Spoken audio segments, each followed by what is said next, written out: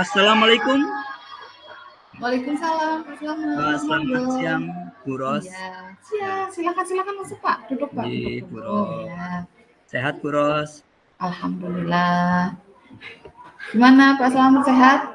Alhamdulillah sehat juga Bu. Cuma sibuk Pak. Maaf nggak waktunya nggak Bu Ros? Oh enggak ini enggak kok, lagi santai aja. Gimana Pak? Gimana mau ngobrol ya? Iya. Pengen cerita ini Bu. Oh iya boleh. Iya. Apa sih yang mau diobrolin apa nih hari ini Pak?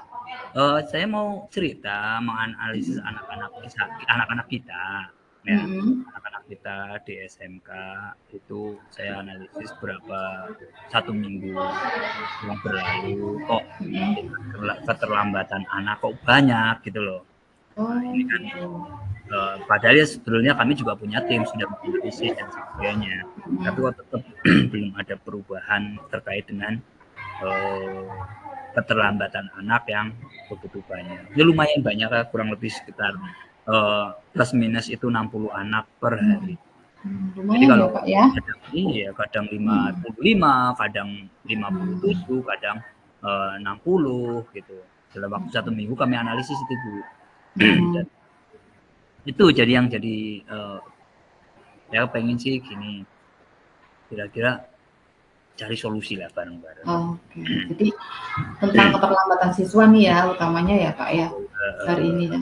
Terus oke, kalau tentang keterlambatan tadi ya siswanya sampai kurang lebih 60 ya setiap hari ya Pak ya. Nah sebenarnya apa sih yang Pak Slamet harapkan tuh gimana? Sebenarnya harapan Pak Slamet tuh apa? Harapan saya sih ini Bu, ya saya sih nggak ini ya Bu ya, artinya nggak harus turun gratis enggak. Karena saya juga menyadari Bu, jarak sekolah antara masing-masing anak yang terlambat itu jauh Bu. Ada yang 10 kilo, ada yang 15 kilo, bahkan ada yang hampir 20 kilo gitu. Harapan saya sih setidaknya ada penurunan lah. Ada penurunannya kalau kita paksakan harus nggak ada yang terlambat, ya hal yang mustahil karena kita nggak tahu sih di jalan seperti apa. Paling nggak ada penurunan yang tadinya 60 mungkin jadi 30 bertahap. Jadi itu ya harapannya Pak Slamet ya, paling nggak menurun gitu ya Pak ya. Terus karena itu harapannya tadi kan menurun ya. Nah menurut Pak Slamet itu ada nggak hambatan atau gangguan gitu yang menghalangi Pak Slamet untuk bisa mencapai harapan Pak Slamet tadi, untuk bisa menurunkan angka keterlambatan itu ada nggak ya Pak hambatannya? Nah itu Bu, hambatannya kalau saya perhatikan itu adalah jarak dan alat transportasi Bu mungkin ya. Hambatannya itu karena terus kita juga komunikasi dengan wali murid atau orang tua siswa itu jaraknya jauh, terus kebetulan kendaraan di desa saya Bu, di daerah saya itu kalau pagi jam 6:30 ada lagi nanti jam 7:45, jam 8. Jadi kalau anak-anak yang bawa motor mungkin bisa kasih ya Bu ya. Iya. Tapi kalau anak-anak yang nggak bawa motor ini, yang mungkin itu akan memperlambat. Gitu. Oh, Itu paham ya. Terus anak-anak juga dalam sering begadang, jadi bangunnya mungkin ke sini. Oh, Ini yang perlu, yang hambatan yang kami analisis dan kami kami gali. oke, ya. Itu hambatannya ya Pak ya, dari anak tuh macam-macam ya, tadi ada dari kendaraan, ada dari anaknya sendiri juga banyak yang begadang gitu ya, jadi bangunnya agak siang gitu ya Pak ya. Nah, betul. Terus apa sih yang masih bisa Pak Slamet lakukan sekarang itu, kira-kira apa Pak yang masih bisa Pak Slamet lakukan sekarang untuk menurunkan angka keterlambatan siswa? Mungkin Bu, kalau saya perhatikan sih ya, untuk supaya bisa menurunkan, kita harus aktif komunikasi dengan orang tua murid mungkin Bu. Ya.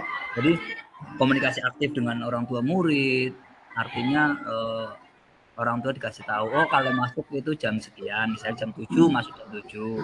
Kami kasih waktu jam 7:04 gitu misalnya, anak boleh masuk. Nah itu kan kita komunikasi. Nah itu mungkin lebih intens komunikasinya dengan orang tua, supaya orang tua juga bisa membangunkan atau mengingatkan anaknya, kalau ini udah terlalu malam loh nak, lihat tidur dulu, ini udah ayo bangun, udah pagi dan sebagainya, mungkin itu udah siang. Peran orang tua berarti ya Pak ya? Iya, peran orang tua penting itu. Ya, kalau tadi memang hambatan utamanya itu dari kendaraan, dari anaknya sendiri juga ya Pak ya. Nah, menurut Pak Slamet ada nggak cara Pak Slamet supaya mengatasi gangguan-gangguan itu Pak? Jadi yang kayak tadi misalnya anaknya kendaraan, atau misalnya perjalanan, terus kemudian juga komunikasi orang tua, ada nggak cara Pak Slamet untuk mengatasi itu? Solusinya ya Bu ya, cara mengatasinya ya. Ya kalau cara mengatasinya, kalau saya pikir sih ada 3 pandangan ya Bu ya. Iya. 3 pandangan. Yang pertama mungkin anak dikoskan. Itu kalau kita dari orang tua mungkin ya. Kalau dari sekolahan ada 2 hal yang harus dipikirkan. Mungkin sekolahan harus berpikir boarding. Boarding artinya apa? Anak-anak yang jauh, oh boleh nih tinggal di boarding. Atau mungkin sekolah menyiapkan kendaraan yang bisa dikatakan kendaraan untuk antar jemput lah. Berarti kayak di sekolah gitu ya Pak? Iya, kayak di sekolah. Mungkin itu dari sekolahan itu. Kalau dari orang tua berarti ya mau nggak mau harus berpikir bagaimana dikoskan yang dekat dengan sekolahan. Kalau dari sekolah ya sekolah harus berpikir bagaimana, atau mau bangun boarding atau mau ada kendaraan antar jemput siswa. Iya. Berarti dari sekolah gitu ya Pak ya. Itu berarti terkait dengan sarana gitu ya, sarana. Oke.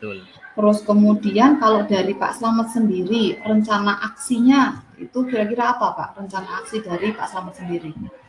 Kalau rencana aksi dari saya sendiri, kita kembalikan ke sekolah ya Bu ya. Karena kita juga harus diskusi dengan sekolah. Jadi ya kalau ini kita tangani dilihat perkembangan analisis selama 1 tahun sebagaimana, mungkin setelah 1 tahun ini kita harus berpikir tahun depannya, oke kita harus mulai merintis apa yang mau kita ambil gitu. Apakah mau boardingnya yang mau kita terapkan, atau angkutan transportasinya yang mau kita adakan gitu. Mungkin 1 tahun Bu, karena butuh waktu untuk analisis selama 1 tahun apa jarak anak-anak kita seperti apa, itu penting. Berarti itu butuh waktu agak lama ya Pak? Betul Bu. Oke. Terus kemudian kalau tadi menurut Pak Slamet itu berkaitan dengan pengadaan di sekolah, ya kendaraan antar jemput atau misalnya boarding, atau satu lagi apa tadi ya Pak? Ada 3 ya Pak ya tadi? Kos, ya anak kos. Anak kos ya, boarding atau kos ya, boarding atau kos, kemudian kendaraan. Nah, menurut Pak Slamet itu kapan nih idealnya rencana aksi yang menurut Pak Slamet sampaikan tadi itu bisa dimulai dilaksanakan, itu kira-kira kapan?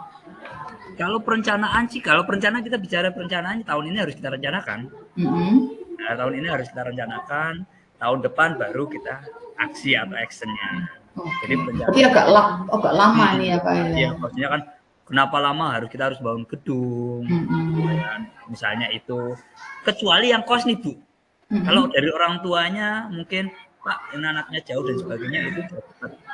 1 minggu bisa dilaksanakan, gitu kan, kita kasih saran. Tapi kalau gedung boarding itu berarti butuh waktu, jangka waktu yang panjang. Tapi kalau misalnya mobil atau bis sekolah itu ya, kalau sekolah punya uang untuk pengadaan medianya ya paling 2 bulan udah selesai Bu. Iya. Betul, semua ya tergantung itu ya Pak Iya, ya. tergantung.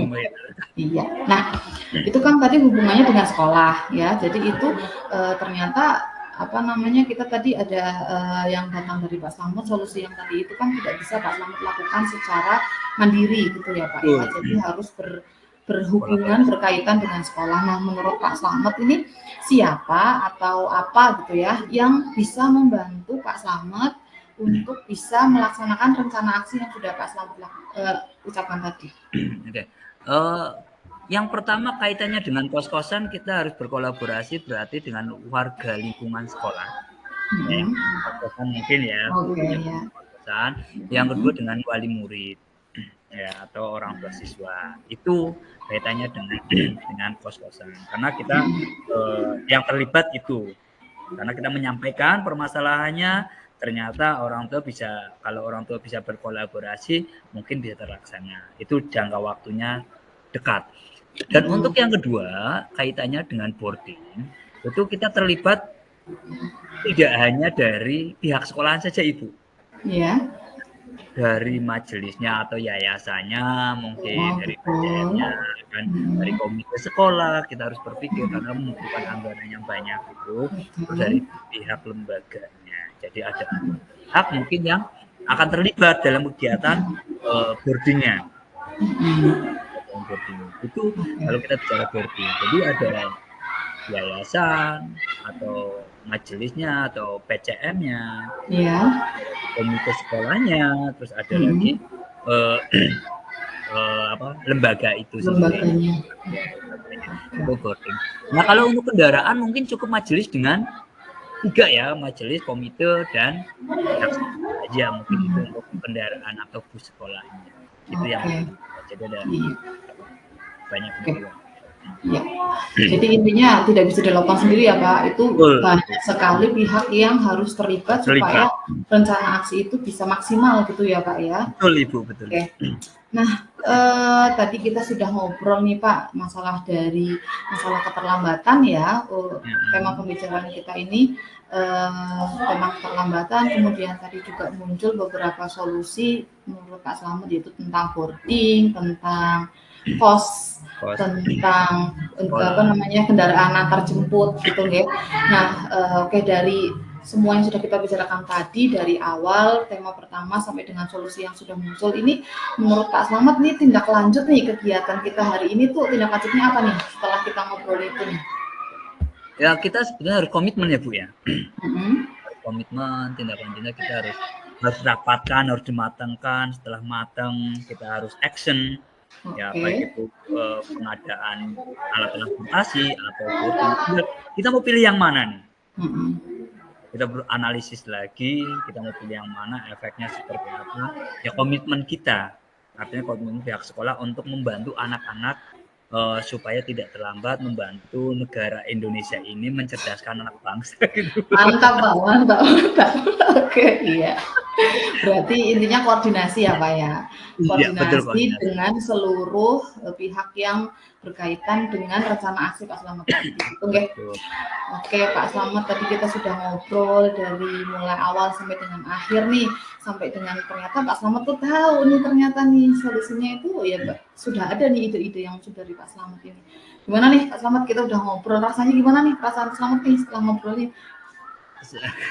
Rasanya plong Bu. Jadi tadinya awalnya deg-degan Bu. Oh ternyata setelah kita adain curhatan kecil aja. Iya, sharing ya Pak. Ya sharing. Mungkin Ibu punya pemikiran tentang bagaimana mengembangkan sekolah yang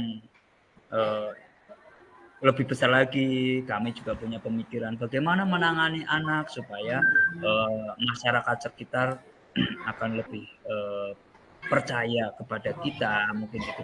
Lega Bu, artinya kita butuh kolaborasi, kita butuh saling komunikasi terkait dengan perkembangan sekolah dan perkembangan anak didik kita untuk masa depan yang lebih cemerlang. Iya, alhamdulillah ya Pak. Berarti ya sudah lega, saya juga sudah mendengar ternyata Pak Slamet punya ide-ide yang luar biasa nih untuk memajukan bangsa, untuk memperbaiki apa tuh tadi masalah utamanya keterlambatan siswa, minimal mengurangi dulu ya Pak ya. Luar biasa. Barangkali itu ada yang mau disampaikan lagi nggak nih Pak Slamet nih? Cukup Ibu, mohon maaf Ibu mengganggu, cukup sekali. Oh enggak mengganggu kok Pak. Mudah-mudahan apa yang sudah Pak Slamet rencanakan bisa berjalan ya Pak ya. Kalau misalnya mau butuh bantuan, saya siap Pak membantu. Oke? Siap Ibu, terima kasih. Terima kasih. Izin pamit Ibu nggih. Oke, matur nuwun Pak Slamet. Iya. Assalamualaikum. Waalaikumsalam.